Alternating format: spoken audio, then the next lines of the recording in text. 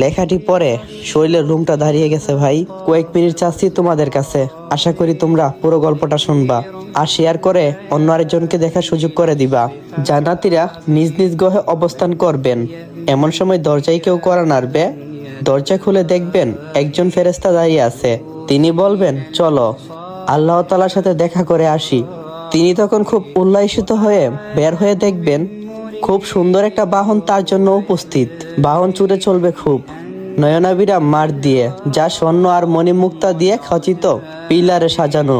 জান্নাতীরা খুব পরিতৃপ্তি নিয়ে ছুটবে। এমন সময় আলো দেখবে, আলোর পর আলো আরো। জান্নাতীরা তখন উল্লাসিত হয়ে ফেরেশতাদেরকে জিজ্ঞাসা করবেন, আমরা কি মহান আল্লাহকে দেখছি? তখন ফেরেশতা বলবেন, না, আমরা সেই পথে ছুটছি। হঠাৎ জান্নাতীরা শুনবেন গায়েবী আওয়াজ, আসসালামু আলাইকুম ইয়া আহলাল জান্নাত। আল্লাহ সুবহানাহু সালাম দিচ্ছেন জান্নাতীদের। খুবই আবেগময় হবে সেই মুহূর্তটা। আল্লাহু আকবার। আল্লাহ সুবহানাহু তাআলার জবাবে তখন জান্নাতীরা বলবেন, আল্লাহুম্মা আনতাস সালাম ইয়া মিনকাস সালাম তাবারাকতা ইয়া জাল জালালি ওয়াল ইকরাম। হে আল্লাহ, আপনি মহান, আপনি শান্তিময় এবং আপনার হতেই শান্তি বর্ষিত হই। আপনি রহমতময়, হে আল্লাহ, আপনি সম্মানের অধিকারী। তখন আল্লাহ তাআলা জিজ্ঞাসা করবেন, তোমরা কি খুশি? তোমরা কি সন্তুষ্ট? আল্লাহ জাহান্নামের আগুন থেকে বাঁচিয়ে আমাদেরকে জান্নাত দিয়েছেন। আমরা সন্তুষ্ট না হয়ে পারি? আল্লাহ তাআলা তখন জিজ্ঞাসা করবেন, তোমাদের আর কি চাই? তখন জান্নাতীরা বলবেন, ইনশাআল্লাহ, আমাদের আর কোনো কিছু চাই না। আল্লাহ তাআলা বলবেন, না না না, তা বললে হবে না। আজ তো দেওয়ার দিন, আমি তোমাদেরকে আরো দেব, যদি চাও তাহলে বলো।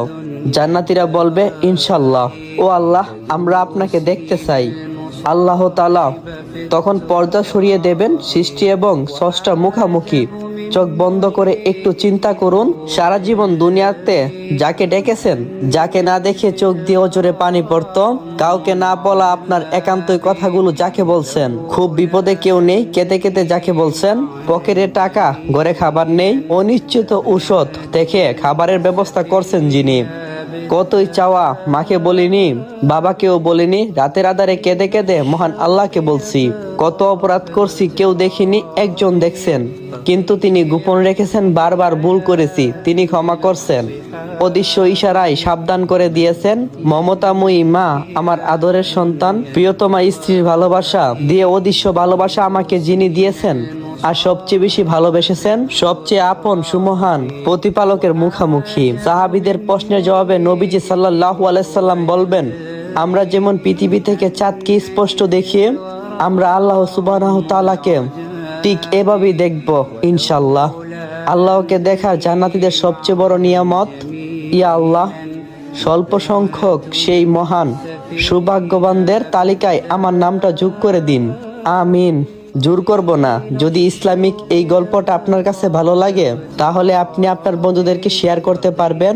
আর মহানবী হযরত মুহাম্মদ সাল্লাল্লাহু আলাইহি সাল্লাম বলেছেন, যে ব্যক্তি আমার কোনো হাদিস শুনছে অতঃপর অন্যের কাছে শেয়ার করে দিয়েছে, তার জন্য মৃত্যুর পর রয়েছে সেই জান্নাত। সবাই বলি আমিন। আসসালামু আলাইকুম এভরিওয়ান। তো কেমন আছো তোমরা? আশা করি আল্লাহর রহমতে অনেকটাই ভালো আছো। আল্লাহর রহমতে আর তোমাদের ভালোবাসায় আমি অনেকটাই ভালো আছি। অনেকদিন হয়ে গেছে যে তোমরা আমি আগের মতো গল্প দিতে পারতাছি না। আসলে একটা ঝামেলার মধ্যে পড়ে আছি, তাই গল্প কন্টিনিউ করতে পারতাছি না। আশা করি খুব তাড়াতাড়ি আপনাদের মাঝে নতুন গল্প আমি নিয়ে আমো। আর সবাই ভরপুর ভালোবাসা দিও। আর আশা করি সবাই গল্পগুলো বেশি বেশি রিপোস্ট, লাইক আর কপি লিঙ্ক করে দিবা। তো ভালো থাকো সবাই। আল্লাহ হাফেজ। নিজেকেও খেয়াল রাখো।